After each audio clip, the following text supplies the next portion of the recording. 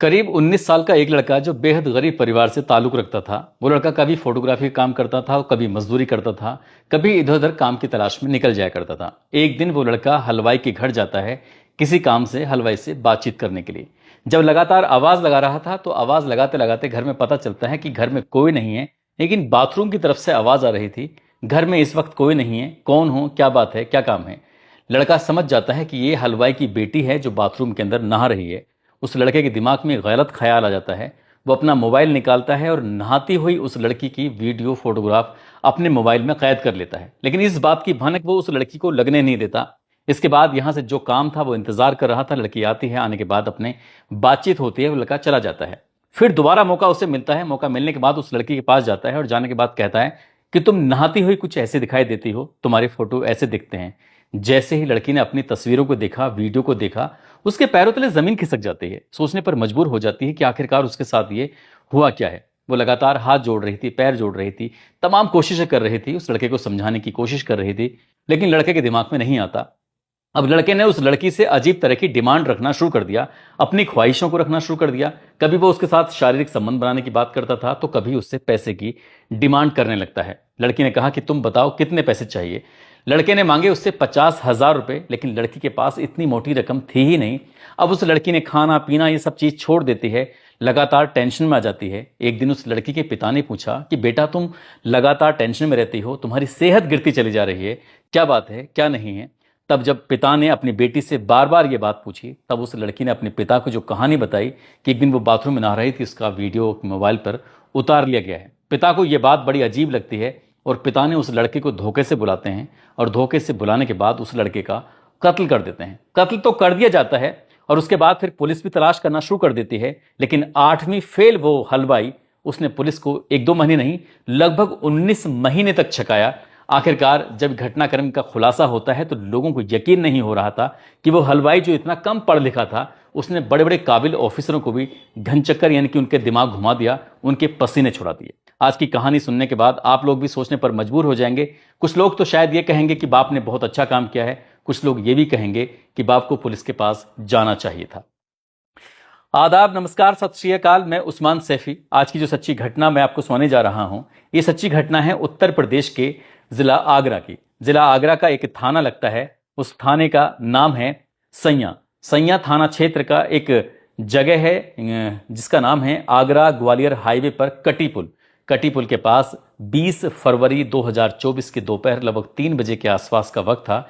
एक किसान अपने सरसों के खेत की तरफ आया हुआ था।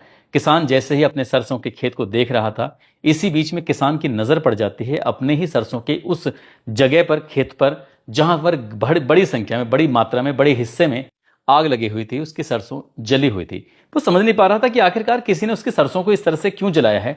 तभी वो ये पता करने की कोशिश करता है। जब वो नजदीक पहुंचता है, नजदीक जाने के बाद देखता क्या है कि वहां पर एक नीले रंग का ड्रम है जो कि बड़ी मात्रा में यानी कि लगभग 100% जल चुका है। थोड़ा बहुत हिस्सा था जिसे देखकर अंदाजा लगाया जा रहा था कि ये एक नीला ड्रम है। उसने फिर ये जानने की कोशिश की कि आखिरकार उस ड्रम के अंदर क्या था।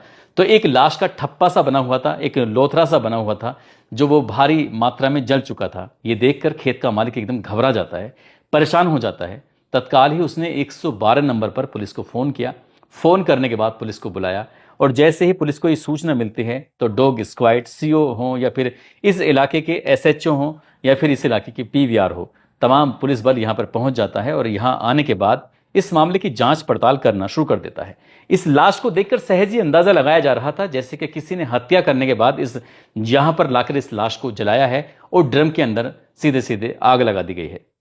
किसकी लाश है, किसकी नहीं है, पुलिस ने बस यही पता करने के लिए अपने स्तर से जो प्रयास कर सकते थे, पूरे जिले के अंदर वायरलेस कराया जाता है और वायरलेस कराने के बाद बताया जाता है कि एक अज्ञात लाश है। इसके बारे में जिस किसी को भी सूचना हो वो जल्दी से संपर्क करें। साथ ही जो आसपास के जिले थे, जो इस आगरा जिले की सीमा से सटे हुए जितने भी जिले थे, सभी जिलों को ये भी सूचना दी जाती है, वायरलेस कराया जाता है कि एक लाश मिली है और लाश किसकी है, इसके बारे में कोई जानकारी जिसके पास भी मिलती है तत्काल ये बताए, संपर्क करे पुलिस से। अब मीडिया वालों को बुलवाया जाता है जो सोशल मीडिया के अलग अलग प्लेटफॉर्म पर जो वीडियो बनाते हैं, साथ ही इंस्टाग्राम पर काम करते हैं या फिर न्यूज़ पर काम करते हैं, सभी को बुलाया जाता है। सभी से कहा जाता है कि ये सूचना चारों तरफ फैला दो जिससे ये पता चल सके कि आखिरकार किसी के घर में कोई व्यक्ति, कोई आदमी गायब हुआ है, तो उसके बारे में पता चल सके। आखिरकार इसी बीच में जब पुलिस ने लगातार सूचना दी तो सूचना देने के बाद मलपुरा थाना लगता है, आगरा का ही एक थाना है, मलपुरा का एक गांव लगता है कबूलपुर, और कबूलपुर का रहने वाला एक व्यक्ति होता है जिसका नाम लाल सिंह होता है। दरअसल लाल सिंह 19 फरवरी 2024 की ये बात है, ये थाने जाता है, मलपुरा में जाने के बाद कहता है कि उसका 19 साल का बेटा है राकेश, जिसका नाम है राकेश। दरअसल घर से वो 18 तारीख को गया था फोटोग्राफी का काम करने के लिए, लेकिन घर वापस लौट कर नहीं आया। तभी दरोगा को याद आता है, उसने कहा कि एक लाश मिली है, वहां चलते हैं। यानी कि ये 19 तारीख में ये सूचना देके आया था थाने में, और 20 तारीख को ये अगले दिन 3 बजे के आसपास लाश मिली थी। दरोगा ने इस लाल सिंह को बुलाया, लाल सिंह को बुलाने के बाद सीधा वहीं पहुंच गया, सैया थाना क्षेत्र के उसी जंगल में, उसी जगह पर जहां पर सरसों के खेत में वो लाश थी। अब उस लाश को दिखाया जाता है लाल सिंह को। लाल सिंह लाश देखता है, देख कर कहता है कि साहब ये मेरे बेटे की लाश नहीं हो सकती, ये नहीं, ये मेरे बेटे की लाश नहीं है। तो साफ साफ इनकार कर देता है। पुलिस वाले बार बार कह रहे थे कि एक बार गौर से देख लो, कुछ भी जो भी बारीक से बारीक चीज यहां पर दिखाई दे रही है आप एक बार देख लो, हो सकता है यहां से आपको कुछ सफलता मिल जाए। लेकिन लाल सिंह ने साफ इनकार कर दिया। लाल सिंह ज्यादा पढ़ा लिखा भी नहीं है, ज्यादा होशियार भी नहीं है, गरीब आदमी है, वो ज्यादा चीजों को समझ नहीं पा रहा था। पुलिस ने तमाम कोशिशें की लेकिन वो वहां से चला जाता है। अब ये तो यहां से चला जाता है, तभी पुलिस का इसके पास दोबारा फोन पहुंचता है कि जहां पर ये लाश मिली है वहां से करीब 10 किलोमीटर दूर इसके बेटे की मोटरसाइकिल भी मिल जाती है। अब मोटरसाइकिल के बारे में बताया जाता है, उसकी जो लावारिस अवस्था में पड़ी हुई थी। पुलिस वाले उस इलाके को पूरे जंगल में डॉग स्क्वाड की मदद से, आसपास के गांव वालों की मदद से, सीसीटीवी कैमरे की मदद से, सर्विलांस टीम की मदद से तमाम कोशिशें करने लगती है, और वहां उस इलाके में ढूंढने की कोशिश कर रही थी। उसके जितने भी दोस्त थे, जिसका नाम राकेश था, उस लाल सिंह के बेटे का, तमाम कोशिशें की जा रही थी, लेकिन वहां से कोई सफलता मिलती नहीं है। पुलिस ने इस लाश को कब्जे में लिया, जो जली हुई लाश थी, कब्जे में लेने के बाद पोस्टमार्टम के लिए भेज दिया। उधर इसका पोस्टमार्टम हो रहा था। इसी बीच में राजस्थान प्रदेश के जिला भरतपुर का गांव लगता है कुंभेर। कुंभेर का रहने वाला एक व्यक्ति जिसका नाम मानीराम होता है, मानीराम शर्मा। हालांकि मानीराम शर्मा तो मर चुका है, लेकिन उसके परिवार के बाकी लोग यहां आगरा के पोस्टमार्टम हाउस में पहुंच जाते हैं, और पोस्टमार्टम हाउस में आने के बाद कहते हैं कि साहब 9 फरवरी 2024 को हमारा बच्चा, जिसका नाम रूपचंद शर्मा है, वो दरअसल घर से लापता हो चुका है, गायब हो चुका है, जिसकी उम्र लगभग 28-30 साल के आसपास बताई जाती है। अब उसके बाद फिर पुलिस वालों ने सीधा पोस्टमार्टम हाउस से लेके परिवार को लेके जाते हैं। वो लाश दिखाई जाती है, और लाश देखने के बाद भरतपुर से आए वो लोग जोर जोर से रोने लगते हैं, चीखने लगते हैं, चिल्लाने लगते हैं। चीखते हुए चिल्लाते हुए कह रहे थे कि साहब ये हमारे ही बेटे की लाश है, जिसको हम ढूंढ रहे थे। अब पुलिस वालों ने उसके पंचनामा भरा। पंचनामा भरने के बाद इस लड़के के रूपचंद की जो लाश थी, जिसकी शनाख्त कर ली गई थी, वो परिवार को सौंप दी जाती है, और उसके बाद फिर जो भी एक लिखा पड़ी होती है वो पूरी कार्रवाई कर ली जाती है। वो जाते हैं, उसका अंतिम संस्कार कर देते हैं, और परिवार वालों का भरतपुर में रो रो कर बुरा हाल हो जाता है, क्योंकि उस लड़के की किसने हत्या की, किसने नहीं की, वो अपने स्तर से इस मामले की जांच पड़ताल करना शुरू कर देते हैं। इधर जो लाल सिंह है वो अपने बेटे को लगातार तलाश कर रहा है। अब उसके बाद फिर वो आसपास के लोगों से, जो संभ्रांत लोग हैं, मजबूत लोग हैं, जो जानकार लोग हैं, जो पैसे वाले लोग हैं, जिनकी पुलिस ज्यादा सुनती है, उनके पास जाता है, हाथ जोड़ते हुए कहता है कि साहब मेरा बेटा है, 19 साल का, राकेश उसका नाम है, कभी मजदूरी कर लेता है, कभी फोटोग्राफी कर लेता है, उसकी ढूंढने में मदद करा दीजिए। वो नेताओं के पास जाता है, विधायकों के पास जाता है, सांसद के पास जाता है। जैसे जैसे वो वहां जाता है, वहीं से पुलिस के पास फोन पहुंच जाता है। पुलिस कहती है कि हम तलाश कर रहे हैं, हमारी कोशिश जारी है, हम अपनी तरफ से पूरी प्रयास कर रहे हैं, तुम्हें चिंता करने की कोई बात नहीं है। दरअसल उसका बेटा 18 फरवरी 2024 को लापता हुआ था, और फरवरी निकल जाता है, मार्च, अप्रैल, मई, जून, जुलाई, अगस्त, इस तरह से लगातार ये वक्त पर वक्त आगे बीत रहा था। लेकिन जब उसकी कोई सुनता नहीं है, वो रोज थाने जाता था, थाने जाने के बाद बैठ जाया करता था। पुलिस वाले भी उससे बहुत ज्यादा परेशान हो चुके थे। आखिरकार इस बूढ़े आदमी का क्या करें, जब लगातार ये आता है, बैठ जाता है। तब पुलिस वाले उसकी जब नहीं सुन रहे थे, उसको प्यार से समझाकर, डरा कर, धमका कर, जैसा था वैसा वहां से भेज दिया करते थे। किसी ने उसे सलाह मशवरा दिया कि आपको कोर्ट जाना चाहिए, कोर्ट जाओगे तो शायद पुलिस इसमें मामले में कुछ कार्रवाई करेगी। ये जब कई महीने बीत जाते हैं, आखिरकार जून का वो महीना था। जून के महीने में 11 तारीख थी, और 11 तारीख को कोर्ट की तरफ से एक आदेश होता है कि इस मामले में एफआईआर दर्ज की जाए। और एफआईआर दर्ज करने के बाद मलपुरा थाने क्षेत्र को यह आदेश दिया जाता है, एफआईआर दर्ज करी जाए, और इसके बेटे को जहां भी हो ढूंढने की कोशिश की जाए। जो भी प्रयास कर सकते हो प्रयास करें, इसमें किसी प्रकार की लापरवाही नहीं होनी चाहिए। अब ये 11 जून 2024 को एफआईआर दर्ज कर ली जाती है। साथ ही वो शक जाहिर करता है कि मेरा बेटा इन 6 लोगों की मदद से गायब हुआ है। इन 6 लोगों में एक नाम था जिसका नाम है देवीराम। देवीराम जो कि मलपुरा थाना क्षेत्र का गांव ककुआ लगता है। ककुआ गांव का रहने वाला देवीराम जो कि मिठाई का काम करता है, यानी कि हलवाई है। कभी कभी कचौरी बना लेता है तो कभी समोसे बनाता है। अलग अलग डिफरेंट टाइप के वे अपने दुकान पर ये सामान बनाता है, बेचता है और इसी से उसके परिवार का चलता है। अच्छा खासा काम बढ़िया ठीक ठाक उसका चल रहा है। पुलिस वाले उन 6 लोगों को हिरासत में लेती है, उनसे बातचीत करती है, पूछताछ करती है।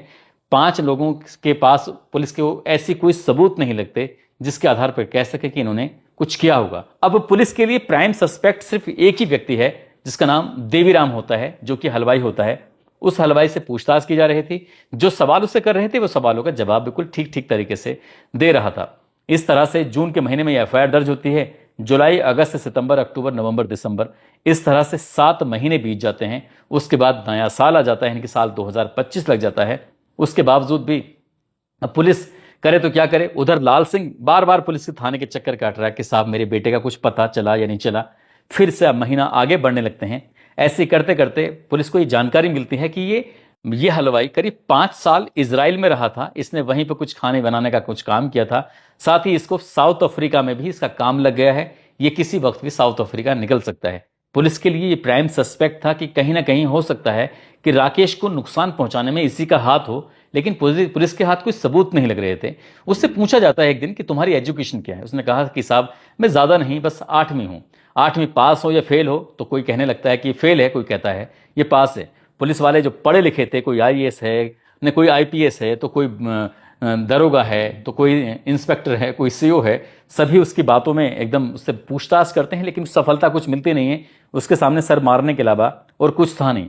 एक दिन उसका मोबाइल एक पुलिस वाले ने हाथ में ले लिया। हाथ में लेने के बाद उससे फिर पूछताछ करने लगा, बातचीत करने लगा और सवाल जवाब करते करते अचानक ही उस पुलिस वाले ने फेसबुक का मैसेंजर खोला और मैसेंजर खोलने के बाद वहां पर राकेश टाइप किया। और जैसे ही राकेश टाइप करता है तो राकेश से कम्युनिकेशन हुआ था और उससे यह पता चलता है कि राकेश से उस दिन बात हुई थी जिस दिन राकेश गायब होता है, यानी कि 18 फरवरी 2024 को।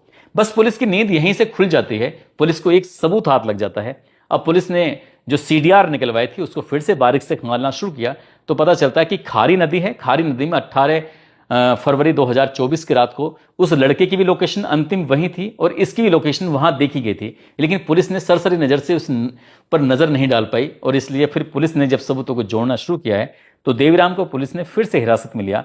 और हिरासत में लेने के बाद शुरुआत में पुचकार के कि जो सच सच है वो बता दो, बाकी हम तुम्हारी मदद कर देंगे। पुलिस ने कुछ इसी तरह से हाथ रखा, लेकिन जब वो नहीं माना तो पुलिस ने फिर सख्ती से उससे पूछताछ करना शुरू किया है। 15 सितंबर 2025 को आखिरकार उसे पुलिस ने हिरासत में लेने के बाद उससे जब सख्ती से पूछताछ करना शुरू किया है तब उसने बताना शुरू किया। उसने कहा कि साल ये 2023 की बात है। एक दिन ये लड़का राकेश, जो कि उसके गांव से लगभग 1.5 किलोमीटर दूर रहता है, ज्यादा नहीं, कभी वो मजदूरी करता है, कभी फोटोग्राफी काम करता है, कभी कुछ करता है। एक दिन वो उसके घर पे चलाता है, घर पे था नहीं। इसी बीच में उसकी बेटी बाथरूम में नहा रही थी। नहाते हुए उसने उसकी बेटी का वीडियो बनाया और उसने वीडियो बनाने के बाद फोटो बनाए और वो उसकी बेटी को लगातार ब्लैकमेल कर रहा था, उसके साथ गलत काम करने की कोशिश कर रहा था। बेटी परेशान हो रही थी। एक दिन मैंने बेटी से पूछ लिया तो बेटी ने बताया कि वो जो लड़का जो फोटोग्राफी का काम करता है वो उसे काफी वक्त से परेशान कर रहा है। पिता को इस बात पर गुस्सा आता है। पिता संभ्रांत लोगों के पास जाता है और जाने के बाद कहता है कि साहब मदद कर दीजिए। वो पिता पुलिस के पास भी जाता है। पुलिस से जाकर कहता है कि साहब मेरी बेटी के साथ कुछ ऐसा हादसा हुआ है, ऐसा कुछ किया है। पुलिस ने भी इस मामले में लीपापोती कर दी और कहीं ना कहीं ऐसा बताया जाता है कि समझौता करा दिया था, शायद इसलिए उसमें कोई बड़ी कार्रवाई नहीं होती है। अब देवीराम को गुस्सा आ जाता है। देवीराम सोच रहा था कि अपनी बेटी की बेइज्जती का बदला वो हर हाल में लेके ही रहेगा, इसलिए उसने 18 फरवरी 2024 की रात को कुछ ऐसा मैसेज मैसेंजर के माध्यम से किया कि वो लड़का दौड़ता हुआ दुकान पर पहुंच जाता है। जैसे दुकान पर आता है, इस वक्त दुकान पर कोई था नहीं। लड़के ने मफलर पहना हुआ था, सर्दी का महीना था। इसी बीच में एक लोहे का तार, जो तार होता है, तार लेने के बाद साथ ही उसने उस मफलर से कुछ ऐसा ताकत से उसके गले को दबाया और तब तक दबा के रखा जब तक उस लड़के के, राकेश के प्राण नहीं निकल गए, यानी कि वो मर नहीं गया। राकेश की मौत हो जाती है। मौत होने के बाद अब सोच रहा था कि आखिरकार इस लाश को कैसे ठिकाने लगाए, कहाँ लगाए। तभी वो नित्या किशोर, जो कि इसका खुद का भतीजा होता है हलवाई का, उसको वो मैसेज करता है, फोन करता है या बुलाता है। कहता है बेटा एक बात हो चुकी है, तुम्हारी बहन के साथ कुछ ऐसा हुआ है, तुम मेरी मदद कर दो। लड़का कहता है परेशान होने की जरूरत नहीं है। तुरंत ही नीले ड्रम का इंतजाम किया जाता है। नीले ड्रम के अंदर लाश रखी जाती है। लड़का कहता है कि यहां से लाश ले जाने में हमें आसानी हो जाएगी कोई रोक टोक भी नहीं करेगा, ऊपर से कुछ सामान रख देंगे। जैसी प्लानिंग थी वैसे करते हैं। एक लोडर की व्यवस्था कराई जाती है और लोडर की व्यवस्था कराने के बाद उस लोडर में रखकर वो यहां से चले जाते हैं। लगभग 20 किलोमीटर दूर ग्वालियर आगरा हाईवे पर एक कटी पुल है। कटी पुल के पास सरसों का खेत है। सरसों खेत में ले जाने के बाद उस ड्रम को रख देते हैं। बड़ी मात्रा में वो अपने साथ पेट्रोल भी लेके आए थे, ज्वलनशील पदार्थ भी लेके आए थे। लाने के बाद जितना उसमें डाल सकते थे उतना डाल देते हैं। डालने के बाद उसमें आग लगा देते हैं। जैसे ही उसमें आग लगाते हैं, आग लगाने के बाद इसके बाद आराम से छुपकर तसल्ली से देख रहे थे। जब वो काफी मात्रा में जल जाता है तो जलने के बाद उन्हें फिर इत्मीनान हो जाता है कि उस लाश को देखते हैं अंतिम रूप में, और अंतिम रूप में लाश देखने के बाद उन्हें लग जाता है कि शायद अब किसी को पता नहीं चलेगा, अब इसकी शिनाख्त नहीं हो पाएगी, पहचान नहीं हो पाएगी। लेकिन पुलिस ने आखिरकार जब उस लड़के के यानी कि मरने वाले का डीएनए कराया था तो डीएनए सैंपल इस की मां का भी लिया गया था, साथ ही जो भरतपुर में जो लाश लेके गए थे उनका भी डीएनए लिया गया था। जब डीएनए मैच कराया गया तो भरतपुर वालों से डीएनए मैच नहीं हुआ था और इस लड़के के राकेश की मां से उसका डीएनए सैंपल मैच हो गया था। और इसी के आधार पर ही उन्होंने इस देवीराम को पुलिस ने हिरासत में लिया और हिरासत में लेने के बाद उससे पूछताछ की। करीब 1.5 किलोमीटर दूर वो रहता है। लड़की का गांव और उस लड़के के गांव में 1.5 किलोमीटर का फासला है और 1.5 किलोमीटर का फासला तय करने में पुलिस को लगभग 19 महीने का समय लग जाता है। जब पुलिस ने इस घटनाक्रम का खुलासा किया था तो लोगों को यकीन नहीं हो रहा था। ऐसा लग रहा था जैसे कि उस कम पढ़े लिखे व्यक्ति ने दृश्यम का पहला पार्ट, दृश्यम का दूसरा पार्ट देखकर ही पूरी कहानी को रची हो। हालांकि ये कहानी पहले आ चुकी है, इस कहानी से उस कहानी का कोई मेल नहीं है। लेकिन वाकई उस देवीराम ने जो हलवाई है उसने ये जुगाड़ बिठा लिया था। साउथ अफ्रीका में नौकरी की तलाश कर ली थी। पुलिस वालों को जैसे ही बात का पता चलता है कि वो साउथ अफ्रीका भाग सकता है, इसलिए उन्होंने कहा कि तुम अपना पासपोर्ट जमा कर दो और जब तक ये केस हल नहीं हो जाता तब तक तुम यहां से कहीं जाओगे नहीं। फिलहाल वो सलाखों के पीछे अपनी जिंदगी गुजार रहा है और पुलिस इस मामले में चार्जशीट लगाकर उस बूढ़े पिता को, जो गरीब आदमी है, अपने बेटे को इंसाफ दिलाने की बात कर रही है। लेकिन यहां पर एक बात और है, इस पिता ने अपनी बेटी की इज्जत के लिए जो किया, कुछ लोग इस बात की तारीफ भी करेंगे। तारीफ इसलिए भी करेंगे क्योंकि वो चौकी जाता है, थाने जाता है अपनी बेटी के उस समस्या को लेकर।